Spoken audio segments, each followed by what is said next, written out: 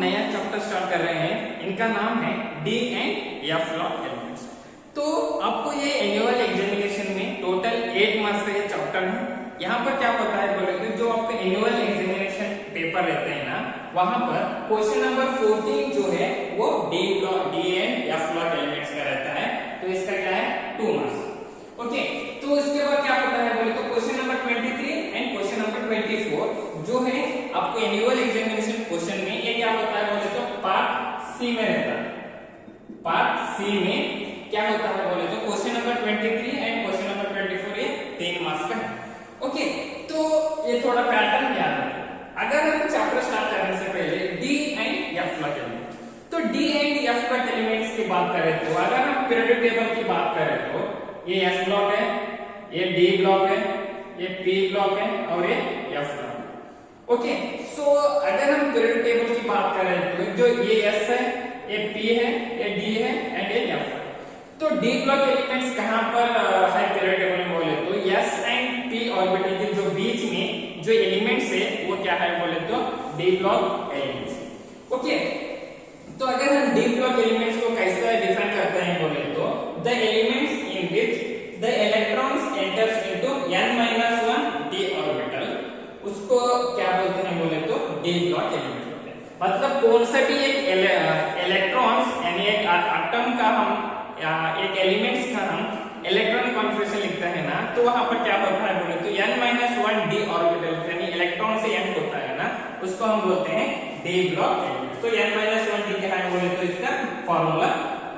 तो यहाँ पर क्या होता है बोले तो जो ग्रुप नंबर 3 से यहाँ पर डी ब्लॉक में क्या होता है बोले तो ग्रुप नंबर 3 से ग्रुप नंबर 12 तक जो भी एलिमेंट्स है वो this group elements belongs to the d block elements, यानी ग्रुप नंबर 3 से ग्रुप नंबर 12। ओके, तो इसमें क्या होता है बोले तो डी ब्लॉक एलिमेंट्स को हम ट्रांजिशन मेटल्स बोल के नाम से भी हम बुलाते हैं। क्या है, डी ब्लॉक एलिमेंट्स को हम ट्रांजिशन मेटल्स बोलते हैं, एफ ब्लॉक एलिमेंट्स को हम इनर ट्रांजिशन एलिमेंट्स बोल के भी हम बुलाते हैं। क्यों डी ब्लॉक एलिमेंट्स को हम ट्रांजिशन एलिमेंट्स बोलते हैं यानी मेटल्स बोलते हैं, एक्सेप्ट जो भी है जिंक, कैडमियम, मर्क्यूरी, वो क्यों नहीं बोलते हैं बोले तो आपको आगे बताऊंगा। यहाँ पर क्या करो बोले तो डी ब्लॉक एलिमेंट्स को क्यों ट्रांजिशन एलिमेंट बोल के बोलते हैं बोले तो क्योंकि इसी में क्या होता है बोले तो जो भी एलिमेंट्स जो डी ब्लॉक एलिमेंट्स में आता है ना, एक्सेप्ट जिंक, कैडमियम, मर्क्यूरी, इसमें हाफ फिल्ड यानी कंप्लीटली फिल्ड डी ऑर्बिटल्स नहीं रहते। कैसे, मतलब समझो D5 रहता है, D6, D7, एंड में जो भी हम इलेक्ट्रॉन कॉन्फिगरेशन लिखते हैं ना, वहां एंड में क्या होता है बोले तो D5 configuration, D6 configuration, D7 configuration रहता है। तो इसकी वजह से due to presence of half filled electron जो भी डी ब्लॉक एलिमेंट्स है उसको हम क्या बोलते हैं बोले तो ट्रांजिशन मेटल्स यानी एलिमेंट्स बोलते हैं। तो अभी हमारा नेक्स्ट टॉपिक क्या है बोले तो इलेक्ट्रॉनिक कॉन्फिगरेशन। अगर हम ग्रुप जो डी ब्लॉक एलिमेंट्स की बात करें तो यहाँ पर क्या होता है बोले तो इसमें 3D series, 4D series, 5D series, 6D series बोल के रहता है। अगर हम पी ब्लॉक एलिमेंट्स की बात करें तो वहां पर कैसे ग्रुप 13 एलिमेंट्स, ग्रुप 14 जैसे उनका इलेक्ट्रॉन कॉन्फिगरेशन डिफरेंट था ना, यहाँ पर भी क्या होता है बोले तो डिफरेंट रहता है। तो अगर हम डी ब्लॉक एलिमेंट्स की इलेक्ट्रॉनिक कॉन्फिगरेशन बात करें तो जनरल इलेक्ट्रॉनिक कॉन्फिगरेशन ये बहुत इंपॉर्टेंट है, देखो 1 मार्क्स है। So what is the general electronic configuration of D block elements बोले तो क्या होता है बोले तो noble gases, okay, n-1 d, ये 1 माइनस नहीं है, देखो 1 to 10 d, 1 to 10 ns 1 to 2। Okay, यहाँ पर n-1 का क्या मतलब होता है बोले तो ये इनर डी ऑर्बिटल्स।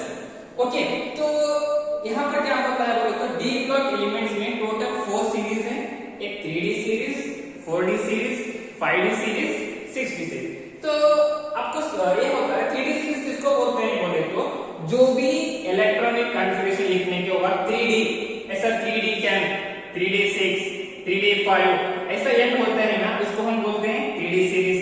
अगर 4D एलिमेंट्स के ऊपर ऐसा इलेक्ट्रॉन 3D5, 3D3 ऐसा इलेक्ट्रॉन कॉन्फिगरेशन लिखने के बाद 4 नंबर में रहता है ना, उसको हम बोलते हैं 4D सीरीज। ऐसे ही 5D के ऊपर रहे तो 5D सीरीज, 6D के ऊपर रहे तो 6D सीरीज बोलते हैं। ओके, तो 3D सीरीज का ये करें तो 3D सीरीज क्या है बोले तो it is the first transition series. तो अगर आपको 3D सीरीज के बाद जो भी डी ब्लॉक एलिमेंट्स में फर्स्ट ट्रांजिशन सीरीज बोलते हैं ना, उसको हम बोलते हैं 3D सीरीज। तो कौन कौन सा है? तो ग्रुप नंबर एटॉमिक नंबर 21 किसका है? स्कैंडियम। तो स्कैंडियम से जिंक तक जो भी एलिमेंट्स है उसको हम क्या बोलते हैं? 3D सीरीज बोलते हैं। ओके, इसके बाद क्या है बोले तो 4D सीरीज। तो 4D सीरीज क्या है बोले तो this is the second transition series. तो यहाँ पर क्या होता है बोले तो एटॉमिक टू कैडमियम तक, यानी 39 एटॉमिक नंबर 39 टू 48 तक जो भी एलिमेंट्स है वो क्या होता है बोले तो सेकंड ट्रांजिशन सीरीज। ओके, उसके बाद क्या है बोले तो 5D। तो 5D का मतलब क्या होता है बोले तो थर्ड ट्रांजिशन सीरीज। तो थर्ड ट्रांजिशन सीरीज का मतलब क्या होता है बोले तो जो लैंथेनाइड से यानी लैंथेनाइड से मरक्यूरी तक जो भी एलिमेंट्स है उसको हम बोलते हैं 3D यानी थर्ड सीरीज। ओके, अगर हम 6D की बात करें तो 6D क्या होता है बोले तो फोर्थ ट्रांजिशन सीरीज है फ्रॉम एक्टिनियम टू क्यूप्रेनाइड। ओके है, ये एलिमेंट्स अननोन है, जो भी एक्टिनियम टू यानी एक्टिनाइड्स टू क्यूप्रेनाइड्स जो भी एलिमेंट्स है इसका क्या बोलते हैं बोले तो फोर्थ ट्रांजिशन सीरीज। ओके, तो अभी हम क्या करेंगे बोले तो इसको वन बाय वन स्टडी करते रहेंगे क्या क्या चेंजेस हो रहा है। ओके, तो अभी हम क्या करेंगे बोले तो इलेक्ट्रॉनिक कॉन्फ़िगरेशन देखेंगे इसका 3D सीरीज। तो 3D सीरीज किसको बोलते हैं बोले तो जो भी एक डी ब्लॉक एलिमेंट्स में एक इलेक्ट्रॉनिक कॉन्फ़िगरेशन लिखते हैं ना, तो लिखने के वक्त जो 3D ऑर्बिटल से एंड होता है ना उसको हम बोलते हैं 3D सीरीज। तो 3D सीरीज में कौन कौन से एलिमेंट्स प्रेजेंट है बोले तो scandium, titanium, vanadium, chromium, manganese, iron, cobalt, निकल, कॉपर, जिंक। तो इन दोनों के ऊपर मैंने स्टार मार्क किया है, क्यों बोल के मैं आपको आगे बताऊंगा। तो जो भी ग्रुप यानी स्कैंडियम से जिंक तक जो भी एलिमेंट्स प्रेजेंट हैं उसको हम बोलते हैं 3D सीरीज, यानी एटॉमिक नंबर 21 से एटॉमिक नंबर 30 तक जो भी एलिमेंट्स प्रेजेंट है इन दैट पर्टिकुलर ग्रुप में उसको हम बोलते हैं 3D सीरीज। कौन कौन सा है? अभी बोला स्कैंडियम। स्कैंडियम पे कितने एटॉमिक नंबर? 21 है। कैसे लिखते बोले तो इसका आर्गन 3D1 4s2। ओके, तो ये क्या है बोले तो टाइटेनियम। टाइटेनियम का सिंबल दिया है, atomic number 22, argon 3D2 4s2। Okay, तो वेनेडियम का कितना है बोले तो सिंबल V है, एटॉमिक नंबर कितना है 23, सो आर्गन 3D3 4s2।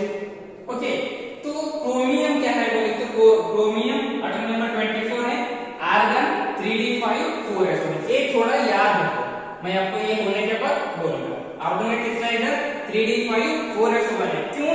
यहाँ पर तो 3D1 3D2 3D3 आ रहा था, यहाँ पर भी 3D4 4s2 आना था ना, क्यों इधर 3D5 4s1 आया बोल के ये होता डाउट आता है ना, ये आपको बताऊंगा।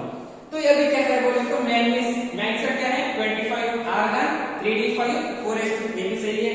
तो आयरन का क्या है Fe, atomic number 26, argon 3D6 4s2। तो उसके बाद कोबाल्ट कितना है 27, आर्गन 3D7 4s2। ओके, तो निकल का क्या है 28 का atomic number, argon 3D8 4s2। जो कॉपर है इसका सिंबल है Cu, एटॉमिक नंबर कितना है 21 29, आर्गन 3D10 4s2। तो यहाँ पर भी क्या होना चाहिए बोले तो आर्गन 3D9 4s2 होना चाहिए। समझ में आ रहा? यहाँ पर भी क्या आना चाहिए था 3D6 3D4 4s2 आना था। ओके, यहाँ पर क्यों होता है बोले तो due to the presence of इसमें क्या होता है बोले तो यहाँ पर एक्सटेबिलिटी होता है, यानी एक्सटेबिलिटी होता है मतलब वो कैसे होता है बोले तो मैं आपको इस होने के बोलूंगा। तो यहाँ पर क्या होता है बोले तो जिंक क्या है इसका atomic number 38, argon 3D10 4s2। Okay, यहाँ पर क्या होता है बोले तो ज्यादा इंपॉर्टेंट क्या है बोले तो आयरन का बहुत इंपॉर्टेंट है, कौन सा भी कॉम्पिटिटिव एग्जाम में ये आपको पूछता है। तो अगर हम जनरल इलेक्ट्रॉनिक कॉन्फ़िगरेशन की बात करें तो यानी जो भी 3D सीरीज है इसका कॉमन फैक्टर क्या है? सभी में आर्गन कॉमन है ना, तो लिखो आर्गन। ओके, सभी में 3D है ना, 3D है ना, तो कहां कितना तक है 1 से 10 तक है, तो आर्गन 3D 1 to 10।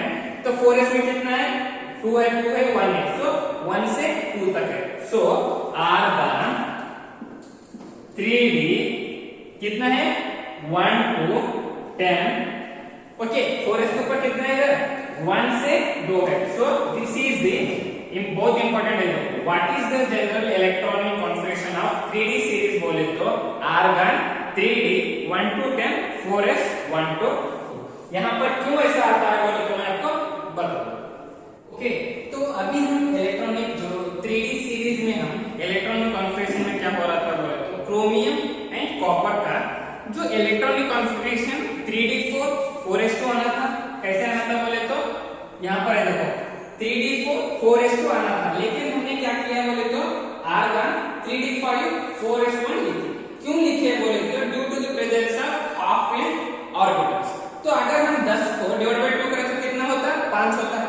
तो अगर हम d4 4s2 कंपेयर करें तो compare to 3d5 4s1 compare करें तो इसमें क्या होता है बोले तो 3d5 4s1 ज्यादा स्टेबल है। किसको अगर हम ऑर्गन 3d4 4s2 को देखें तो 4s2 को 3d5 4s1 को देखें तो इन दोनों के बीच में कंपेयर किया तो यहाँ पर क्या हो रहा है तो which one is the most stable, मतलब 3d5 4s1 क्यों ये ज्यादा स्टेबल है बोले तो due to the presence of half filled electrons. तो अगर 10 को कितने d ऑर्बिटल्स में कितना रहता है टोटल इलेक्ट्रॉन्स 10 रहते हैं। सो 10 को हम डिवाइड बाय 2 करें तो कितना होता है 5 होता है। तो यहाँ पर जो एलिमेंट्स हाफ फील्ड है जो ज्यादा स्टेबल है, ये यहाँ पर क्या हो रहा है बोले तो 3d4 है और यहाँ पर 3d5 है। तो इसको हम इससे कंपेयर करें तो 3d5 4s1 ज्यादा स्टेबल है। तो इसकी वजह से हम क्रोमियम का ऐसा इलेक्ट्रॉन कॉन्फिगरेशन लिखते हैं। ओके तो नेक्स्ट वन क्या है बोले तो ऐसा और क्या है बोले तो कॉपर है। तो कॉपर का भी हम क्या करते हैं बोले तो आर्गन 3d10 4s1 लिखते हैं। क्यों in the presence of argon 3d9 4s2। अगर हम कॉपर का इलेक्ट्रॉनिक कॉन्फिगरेशन देखें तो आर्गन 3d9 4s2 ऐसा लिखना था अकॉर्डिंग टू द रूल्स। कैसे समझ में आ रहा है ऐसा स्टैंडिंग देंगे आर्गन 3d1 4s2 ऐसा था ना। तो हम क्या करना था बोले तो कॉपर का भी हम 3d9 4s2 लिखना था, लेकिन इसके छोड़ के हम क्या कर रहे हैं बोले तो पहले d ऑर्बिटल्स में इलेक्ट्रॉन फिलअप कर रहे हैं बाद में s कर रहे हैं, ताकि जो कंपेयर टू 3d9 3d10 यहाँ पर क्या हो रहा है बोले तो 3d10 क्या है ज्यादा स्टेबल है कंपेयर टू d9। तो इसकी वजह से कॉपर का हम क्या कर रहे हैं बोले तो जो d ऑर्बिटल ज्यादा स्ट्रॉन्गेस्ट है उसको हम ज्यादा स्टेबल मान रहे हैं। तो इसकी वजह से हम क्या कर रहे हैं बोले तो कॉपर एंड क्रोमियम ही ये अप्लाई हो।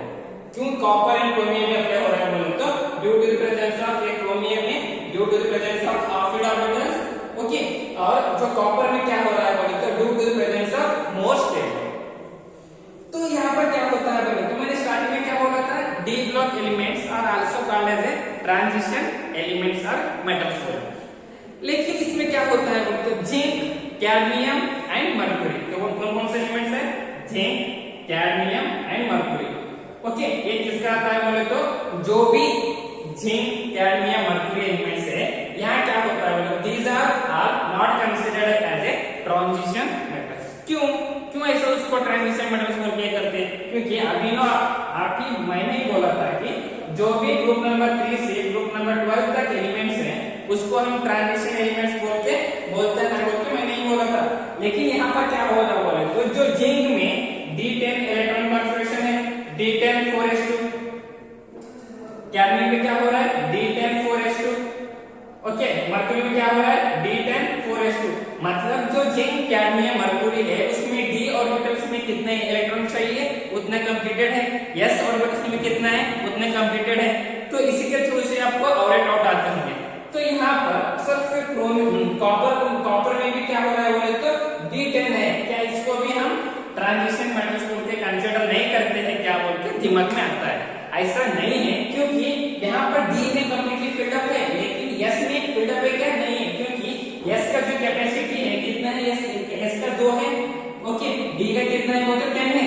यहाँ पर d का 10 तो कंप्लीटेड हो गया लेकिन जो s ऑर्बिटल्स में है उसमें क्या हो रहा है बोले तो और एक इलेक्ट्रॉन्स वैकेंट है। तो इसकी वजह से इसको हम ट्रांजिशन मेटल्स ही बोलते हैं। लेकिन जो जिंक कैडमियम मर्क्यूरी है इसके ऊपर जो outermost electronic configuration d10 4s2 से कंप्लीटली फिल्ड अप है इसकी वजह से इसको सीडो ट्रांजिशन मेटल्स बोलते हैं। ये बहुत इंपॉर्टेंट है, देखो very important. which elements are also known as a pseudo transition metals, मतलब जिंक, कैडमियम, मर्क्यूरी। क्यों इसको pseudo transition metals बोलते हैं बोले तो due to the presence of completely filled d and s orbitals। Okay, जो zinc, cadmium and mercury included under transition elements because they resembles other transition elements। अभी मैंने बोला था जो जिंक, कैडमियम, मर्क्यूरी है ये ट्रांजिशन मेटल्स नहीं है क्योंकि इसमें कंप्लीटली फिल्ड अप ऑर्बिटल्स है, इसकी वजह से ये क्या होता है बोले तो ट्रांजिशन एलिमेंट्स में अप्लाई नहीं होता। तो यहाँ पर क्या होता है बोले तो ये सभी क्या था, D10 था, D10 4s2 थे, लेकिन इसके थोड़ा पीछे जो कॉपर, सिल्वर, गोल्ड इसमें क्या होता है बोले तो सभी क्या है बोले तो 3d9 4s2 या 3d8 4s1 ऐसा है। ओके, लेकिन ये क्या हुआ बोले तो ये ट्रांजिशन मेटल्स बोल के हम ट्रांजिशन मेटल्स ही कंसीडर करते हैं, ताकि इसमें क्या होता है बोले तो डी में कंप्लीटली फिल्ड अप नहीं है और एस में भी कंप्लीट नहीं है। अगर डी में रहे तो एस में नहीं है, एस में रहे तो डी में नहीं है, तो इसकी वजह से। लेकिन जो सीडो ट्रांजिशन मेटल का क्या है बोले तो उसमें कंप्लीटली फिल्ड अप इलेक्ट्रॉन्स रहना चाहिए, लेकिन इसमें नहीं रहता है। तो इसकी वजह से क्या होता है बोले तो even they contain completely filled d orbitals because they possess a partially common oxidation state। कैसे? तो अगर हम कॉपर कैसे लिखते हैं बोले तो हम D10 4s1 लिखते हैं। ओके, तो अगर कॉपर 2+ का क्या होता है बोले तो अगर ऑक्सीजन स्टेट की बात करें तो यहाँ पर ऑक्सीजन आगे क्या होता है D10 होता है। यहाँ पर कॉपर 2+ है, अगर कॉपर 2+ का कितना होता है 3d9। अगर कॉपर का कितना होता है इधर D10 4s1 रहता है। अगर कॉपर 2 का मतलब यहाँ पर S ए गया प्लस D का ए गया, कितना हो गया इधर कॉपर 2+, तो 3d9। तो इधर देखो सिल्वर का कितना रहता है इधर भी सेम 4d10 4s1 रहता है। ओके, लेकिन यहाँ पर 2+ का मतलब इधर एक गया इधर में एक गया, तो कितना हो गया इधर 4d9। तो अगर गोल्ड का +3 ऑक्सीजन स्टेट है तो कैसा रहता है इधर बोले तो 5d10 कितना होता है बोले तो इधर 6s1। ओके, इसमें रही तो इसमें कितना गया इधर एक गया इधर से 2 गया, तो कितना रहता है इधर 10 में 2 गए तो 8, तो 5d8। तो मतलब जिसके ऊपर यहाँ पर ये क्या है ये +2 का है। अगर हम कॉपर की बात करें तो कितना होता है इधर argon 3d8, okay 3d10 4s1 रहता है। ओके, अगर सिल्वर की बात करें तो हम क्या होता है बोले तो आर्गन 4d10 5s1 रहता है। अगर हम गोल्ड की बात करें तो आर्गन 5d10 6s1 रहता है। अगर इसके ऊपर +2 चार्ज है, तो यहाँ पर क्या होता है बोले तो यहाँ पर एक घटता है, एक गया और कितना चाहिए हमको, एस में तो गया अभी डी में कितने हैं 10 बचे, तो 10 में से एक गया के बाद d9।